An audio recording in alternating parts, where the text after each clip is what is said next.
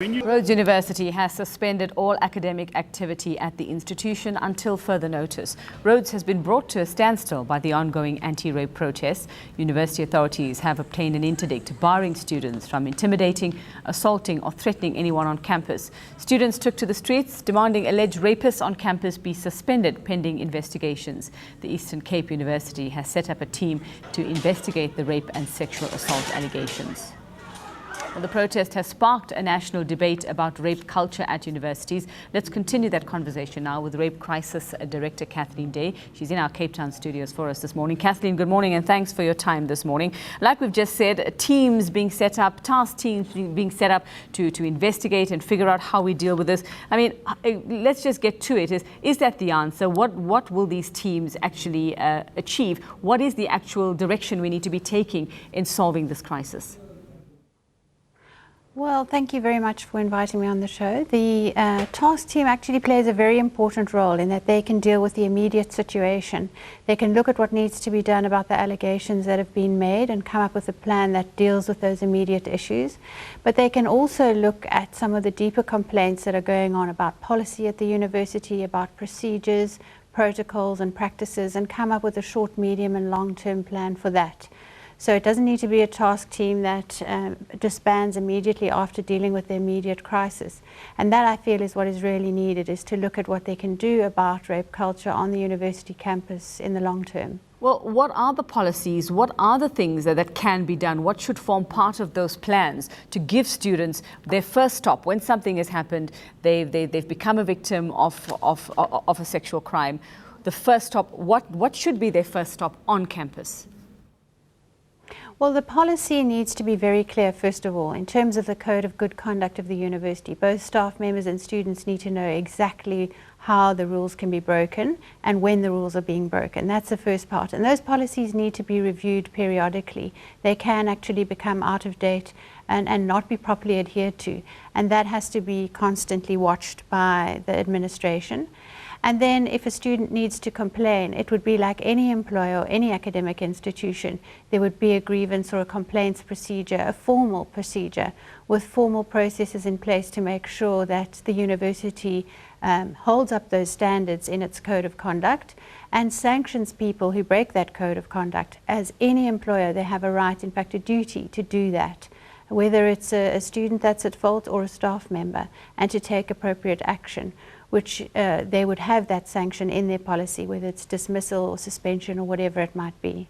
Kathleen, we know that is what should happen, but according to what some of the students are saying is that they're too afraid, whether it's somebody in management or whether it's somebody on the SRC who's been accused, they've been shot down, and even when they even go to report something like this or mention it to somebody in authority. So what is the answer here? Because let's admit, it's not just something that's happening on campus, it's the general culture we have, the general attitude towards rape and reporting rape in the country. Exactly. It's very much like what's going on in the country. It's a sort of a microcosm of what's happening in South African society. And what we advocate for is specialized services, so that you have specialized police units, you have specialized health facilities, and you have specialized sexual offences courts. And we're watching very closely government's promises to roll out those sexual offences courts and maintain its specialized services. So a university needs to have specialized services in place in exactly the same way, obviously on a smaller scale. That could be expensive in terms of hiring and expertise, but where universities have an advantage is that they have a massive alumni body that they can draw on, of people that have trained at that university, who've gone out into the world, who have become experts, and who are often more than willing to give back to the institution. And there, again, to come up with procedures that are sensitive, because this is a crime that's incredibly difficult to report, and the barriers to reporting it are a serious problem, because you have all this damage being done to the university community and no way of addressing it because not being reported. That's a huge problem. Kathleen, I mean, it does also come down to attitudes and perceptions of what happens when such things are reported. I mean, some of the students saying that they're asked about what were you wearing at the time, or had you been drinking before, or were you drunk? And just, you know, looking at getting answers for them. And and getting sort of people to change attitudes whether it's police, whether it's their first stop, whether it's a nurse at a hospital. It's a matter of changing attitudes and making students feel safe enough to be able to go to, and that somebody will believe them when they actually make that first stop and make that first report. Yes, changing attitudes is a very, very complex process. And there again, the university needs to look at institutional culture change. How do you bring that about? How do you promote the kind of attitudes that you want? And how do you prevent the kind of attitudes that you don't want?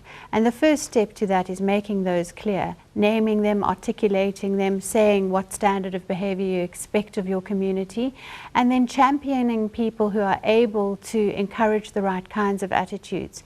And obviously a lot of that is about education, it's about awareness raising, it's about letting people know what the laws say, it's about letting people challenge ideas that are very conservative and exposing people to new ideas and encouraging them to change their attitudes. And organizations like yourself, like Rape Crisis and the others that we know of as Women and Men Against Violence Against Women and Children, are you asked to give input, or do you plan to have any say in these processes from now on campuses and other institutions?